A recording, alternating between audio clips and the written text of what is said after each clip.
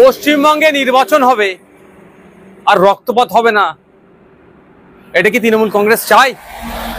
আজকে পশ্চিমবাংলা শুধু নয়, ভারতবর্ষের বিভিন্ন রাজ্যে উপনির্বাচনের রেজাল্ট হয়েছে।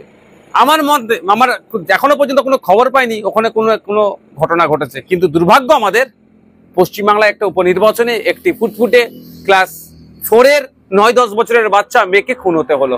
অভিযোগ কি? যে তৃণমূলের ছোড়া বোমের আঘাতে ওই বাচ্চা মেয়েটির মৃত্যু হয়েছে।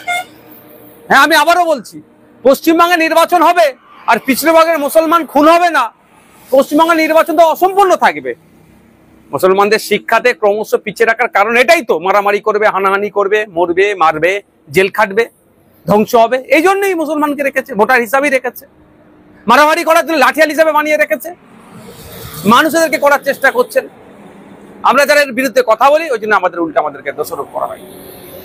এই যে ঘটনা ঘটেছে, রাজ্য সরকারকে প্রকাশ্যে ক্ষমা চাওয়া দরকার।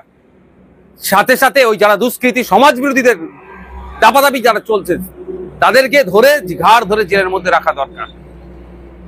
আমি ওই পরিবারকে সমবেদনা জানাই এবং গভীর উদ্বেগের সাথে বলছি, আমার পশ্চিমবাংলা কোন দিকে এগিয়ে যাচ্ছে।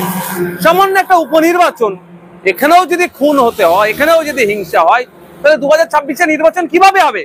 ইলেকশন কমিশন অফ ইন্ডিয়া কি করছে? সম্পূর্ণরূপে পশ্চিমবাংলায় শান্তিপূর্ণ নির্বাচন করতে ব্যর্থ হয়েছে। আমি আশা করবো এর থেকে শিক্ষা নিয়ে আগামী দিনে 2026 নির্বাচন আসছে, শান্তিপূর্ণভাবে নির্বাচন করবে।